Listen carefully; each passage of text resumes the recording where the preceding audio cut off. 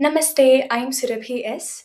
As all of our music junior exams are nearing, we will now have one short series in both Kannada and English, so you get a gist of each chapter in a very short amount of time. So let us start with the first chapter. ಮೊದಲನೇ ಪಾಠ ಸಂಗೀತದ ಹಿರಿಮೆ. ಕಲೆಯ ಪರಿಚಯ ಅಂತ ನೋಡಿದಾಗ ಮನುಷ್ಯ ತನ್ನ ಭಾವನೆಗಳನ್ನ ಅಭಿವ್ಯಕ್ತಪಡಿಸುವ ಮಾಧ್ಯಮವೇ ಕಲೆಯಾಗಿರುತ್ತೆ. ಕಲೆಯಲ್ಲಿ ಮೂರು ವಿಧಗಳಿವೆ: ಲಲಿತ ಕಲೆ, ವಿಜ್ಞಾನ ಕಲೆ ಮತ್ತು ವಾಣಿಜ್ಯ ಕಲೆ. ಇದರ ಮೂಲ ಪ್ರಕೃತಿಯಾಗಿರುತ್ತೆ. ಲಲಿತ ಕಲೆ ಅಂತ ಮಾತ್ರ ನೋಡಿದಾಗ ಅದರಲ್ಲಿ ಸಂಗೀತಕ್ಕೆ ಮೊದಲನೇ ಸ್ಥಾನ ದೊರಕಿದೆ. ಯಾಕಂದ್ರೆ ಸಂಗೀತವು ಹೃದಯದ ಭಾಷೆಯಾಗಿದೆ. ಮುಂದೆ ಸಂಗೀತದ ಪರಿಚಯ ಮತ್ತು ಉಪಯೋಗ ಅಂತ ನೋಡಿದಾಗ ಸಂಗೀತ ಅನ್ನುವಂತಹ ಪದಕ್ಕೆ ಹಲವಾರು ರೀತಿಯಾದ ಅರ್ಥವನ್ನ ನೀಡಿದ್ದಾರೆ. ಸುಷ್ಟುಂ ಗೀತಂ ಸಂಗೀತಂ, ಸಮ್ಯಕ್ ಗೀತಂ ಸಂಗೀತಂ ಮತ್ತೆ ಸಂಗೀತಂ ಸಂಗೀತಂ ಅಂತ ಸಹ ಅರ್ಥವನ್ನ ನೀಡಿದ್ದಾರೆ. ಅಂದರೆ ಕರ್ಣಾನಂದವನ್ನು ಉಂಟು ಮಾಡುವ ಗೀತೆಗೆ ಸಂಗೀತವೆಂದು ಹೆಸರು. ಕರ್ಣಾನಂದ ಅಂದ್ರೆ ಏನು? ಕಿವಿಗೆ ಇಂಪಾದ ಧ್ವನಿಯನ್ನು ಉಂಟು ಮಾಡುವುದೇ ಸಂಗೀತ. ಹಾಗಾಗಿ ಗೀತ ಅಂದರೆ ಹಾಡು, ಸಂಗೀತ ಅಂದರೆ ಉತ್ತಮವಾದ ಹಾಡು ಅಂತ ಹೇಳ್ತಾ ಇದ್ದಾರೆ. ಸಂಗೀತ ಅಭ್ಯಾಸ ಮಾಡೋದ್ರಿಂದ ಮನುಷ್ಯನಲ್ಲಿ ಏನೇನು ಬದಲಾವಣೆನ ನೋಡ್ಬೋದು? ಒಬ್ಬ ಮನುಷ್ಯ ಒಳ್ಳೆಯ ಪೌರನಾಗಲು ಸಂಗೀತ ಸಹಾಯ ಮಾಡುತ್ತೆ. ಆ, ಮಾನವನಲ್ಲಿರುವ ಸಂಕುಚಿತ ಸ್ವಭಾವ ಅಂದರೆ ನ್ಯಾರೋ ಮೈಂಡ್ಸೆಟ್ನ ಹೋಗಲಾಡಿಸಿ ಹೃದಯದ ವೈಶಾಲ್ಯವನ್ನು ಹೆಚ್ಚಿಸುತ್ತದೆ. ಪಂಡಿತರಿಂದ ಪಾಮರರಿಗೂ, ಮುದುಕರಿಂದ ಮಕ್ಕಳಿಗೂ, ಮನುಷ್ಯರಿಂದ ಪ್ರಾಣಿಗಳಿಗೂ, ಸಮಸ್ತ ಜೀವಿಗಳಿಗೂ ಸಂಗೀತ ಪ್ರಿಯವಾದುದು ಅಂದ್ರೆ ಏನರ್ಥ? ಸಂಗೀತ ಒಂದು ರೀತಿಯ ಜನಾಂಗಕ್ಕೆ ಮಾತ್ರ ಸೀಮಿತವಲ್ಲ, ಎಲ್ಲಾರ್ಗೂ ಸಹ ಪ್ರಿಯವಾಗಿರೋದು ಸಂಗೀತ ಅಂತ ಹೇಳ್ತಿದ್ದಾರೆ.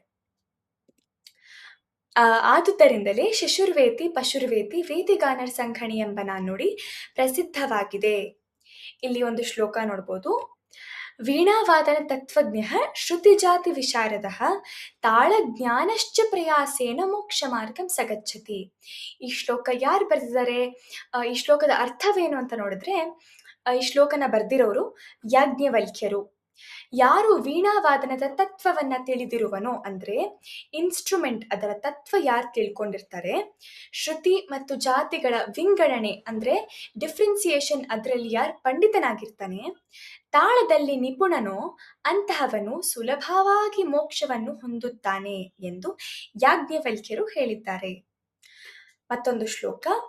ಶ್ರುತಿ ಸ್ಮೃತ್ಯಾದಿ ಸಾಹಿತ್ಯಂ ನಾನಾ ಶಾಸ್ತ್ರವಿದೋಪಿ ಚ ಸಂಗೀತಂ ಯೇನ ಜಾನಂತಿ ದ್ವಿಪದಾಸ್ತೆ ಮೃಗ ಸ್ಮೃತಾಹ. ಅಂದ್ರೆ ಶ್ರುತಿ ಸ್ಮೃತಿ ಸಾಹಿತ್ಯ ಮತ್ತು ಬೇರೆ ಶಾಸ್ತ್ರಗಳಲ್ಲಿ ಎಷ್ಟೇ ನಿಪುಣನಾಗಿದ್ರೂ ಸಹ ಒಬ್ಬ ಮನುಷ್ಯನಿಗೆ ಸಂಗೀತ ಗೊತ್ತಿಲ್ಲ, ಅರಿವಿಲ್ಲ ಅಂದ್ರೆ ಅವನು ಮೃಗಕ್ಕೆ ಸಮಾನ. He is equal to an animal. ಅಂದ್ರೆ this shows how important music is in each of our lives ಅಲ್ವಾ. ಮುಂದೆ ಸಂಗೀತ ಮತ್ತು ಅದರ ಉಗಮ ಬೆಳವಣಿಗೆ. ಸಂಗೀತವು ಲಲಿತ ಕಲೆಗಳಲ್ಲಿ ಪ್ರಮುಖ, ಮೊದಲನೇ ಸ್ಥಾನ ಸಹ ದೊರಕಿದೆ. ಮನಸ್ಸಿಗೆ ಶಾಂತಿ ನೀಡಿ ಹೃದಯವನ್ನು ಸ್ಪರ್ಶಿಸುತ್ತದೆ. ವೇದಗಳಲ್ಲಿ 4 ವೇದ ಇದೆ: ಋಗ್ವೇದ, ಯಜುರ್ವೇದ, ಅಥರ್ವಣ ವೇದ ಮತ್ತೆ ಸಾಮವೇದ. ಸಾಮವೇದದಲ್ಲಿ ಸಂಗೀತದ ಉಲ್ಲೇಖ ಇರೋದ್ರಿಂದ ಸಾಮವೇದ ಸಂಗೀತಕ್ಕೆ ಮೂಲ ಅಂತ ಹೇಳ್ತಾರೆ. ಮನೋರಂಜನೆ ನೀಡಿ ಕೆಟ್ಟ ಭಾವನೆಗಳನ್ನ ದೂರ ಮಾಡುತ್ತದೆ ಸಂಗೀತ. ಶಿಕ್ಷಣದಲ್ಲಿ ಮುಖ್ಯ ಸ್ಥಾನ. ದೇವಾಲಯಗಳು ಸಂಗೀತವನ್ನು ಬೆಳೆಸುತ್ತದೆ. ಇತರ ಕಲೆಗಳೊಂದಿಗೆ ಸಂಬಂಧ. ಸಂಗೀತವಿಲ್ಲದೆ ನೃತ್ಯ ಸಾಧ್ಯವಿಲ್ಲ ಅಂತ ಹೇಳ್ತಾ ಇದ್ದಾರೆ. ಇವಾಗ let us see the relation between sangeeta and different subjects. ಮೊದಲನೇದಾಗಿ ಸೈನ್ಸ್ ಅಂದ್ರೆ ವಿಜ್ಞಾನ.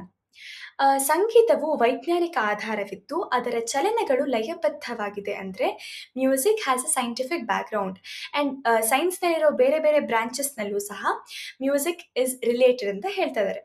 ಮೊದಲನೇದಾಗಿ ಮ್ಯೂಸಿಕ್ ಆ್ಯಂಡ್ ಬಯಾಲಜಿ ಅಂದರೆ ಶರೀರಶಾಸ್ತ್ರ.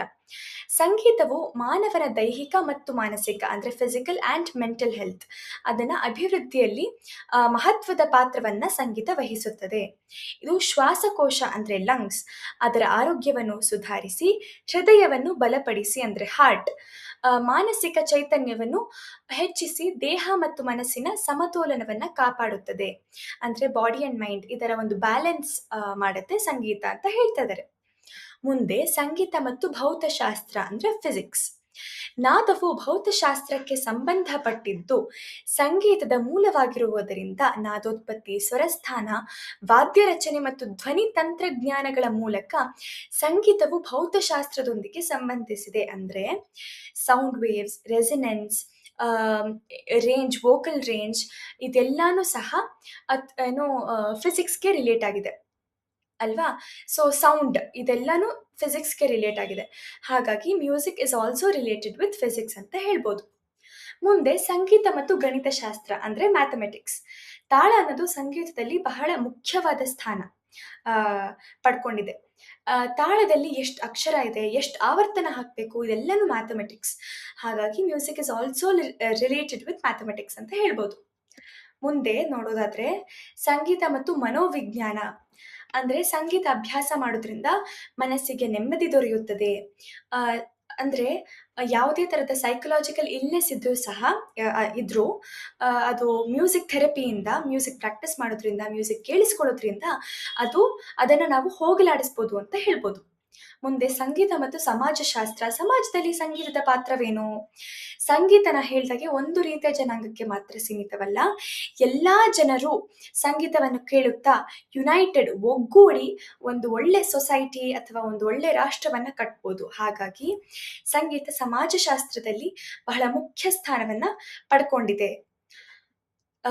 ಕೊನೆಯದಾಗಿ ಸಂಗೀತ ಕಲಿಕೆಯ ಮಹತ್ವ. ಸಂಗೀತ ಕಲಿಯೋದ್ರಿಂದ ಏಕಾಗ್ರತೆ, ಗ್ರಹಣ ಶಕ್ತಿ, ಮಾನಸಿಕ ಚೈತನ್ಯ ಮತ್ತು ಬುದ್ಧಿಶಕ್ತಿ ಹೆಚ್ಚಿಸುತ್ತದೆ. ಅಂದರೆ focusing power, concentration, grasping power, memory power ಇದೆಲ್ಲನೂ ಜಾಸ್ತಿ ಮಾಡ್ಕೋಬೋದು. ಸಂಗೀತವು ಮಾನವನನ್ನು ಮಾನವತ್ವದಿಂದ ಅಮರತ್ವದತ್ತ ಕೊಂಡೊಯ್ಯುತ್ತದೆ. ಅಂದರೆ ನಮ್ಮ ಎಥಿಕ್ಸ್ನ ಇನ್ನು ಇಂಪ್ರೂವ್ ಮಾಡಿ ಒಳ್ಳೆ ಸಿಟಿಸನ್ ಆಗೋಕ್ಕೆ ಸಂಗೀತ ನಮಗೆ ಸಹಾಯ ಮಾಡುತ್ತೆ. ಹೀಗೆ V complete our first chapter, ಸಂಗೀತದ ಹಿರಿಮೆ. ಮುಂದಿನ ಚಾಪ್ಟರ್ನ ಮುಂದಿನ ಎಪಿಸೋಡಲ್ಲಿ ನೋಡೋಣ. ನಮಸ್ತೆ.